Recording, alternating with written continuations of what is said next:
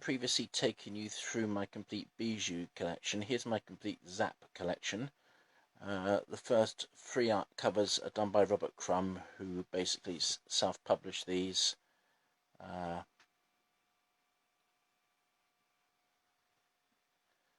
don't think these are the originals. These are probably reprints, as I got them quite recently. Okay, number three, number three, because there's an issue 0, is a Rick Griffin cover, typically full of mystical experience.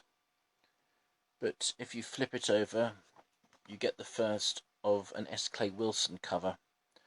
It's called the 69 issue for a reason which becomes apparent when you look at the centre spread, which we're not going to. Next one is a Victor Moscoso cover.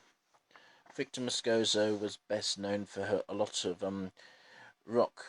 psychedelic rock posters in the late 60s. And this is his first contribution in terms of covers. Next we have a Robert Williams cover. Robert Williams is now an artist who's made a great name for himself, transforming cartoon characters into oil paintings, or doing traditional oil paintings using cartoon-like characters.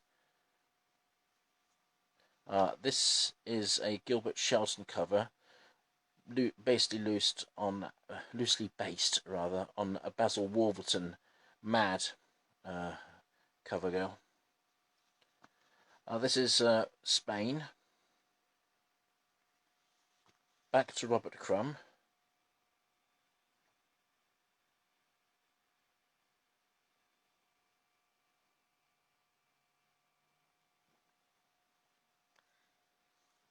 And another S. Clay Wilson.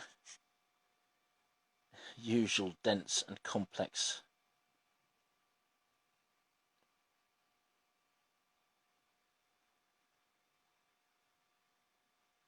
Mayhem going on. Another Moscoso cover.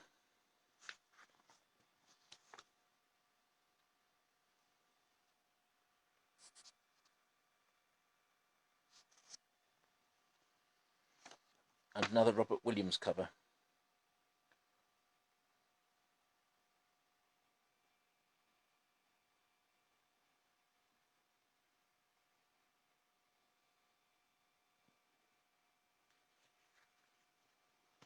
That's another Spain cover, Spain Rodriguez.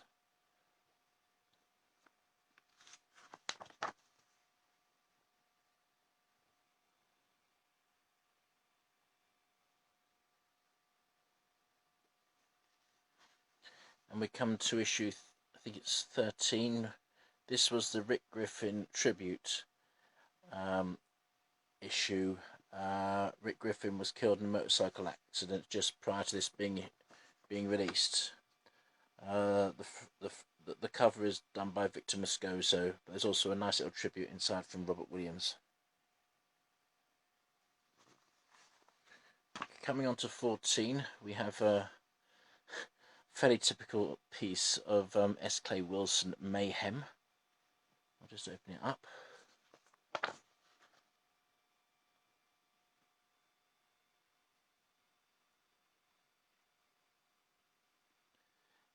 Here is a kind of a fight going on between Victor Moscoso and Robert Crumb, because Crumb by this stage had become incredibly bored with the entire Zap thing and wanted to get on with his own life, and there was a big confrontation between him and Moscoso, who's trying desperately to keep the comics going.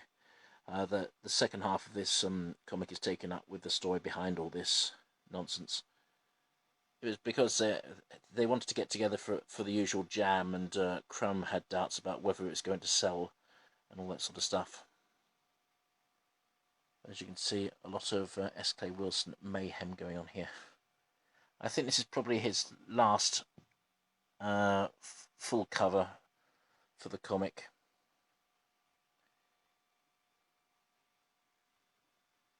Wilson had a tragic accident a few years back, which I think he hit his head against some sort of concrete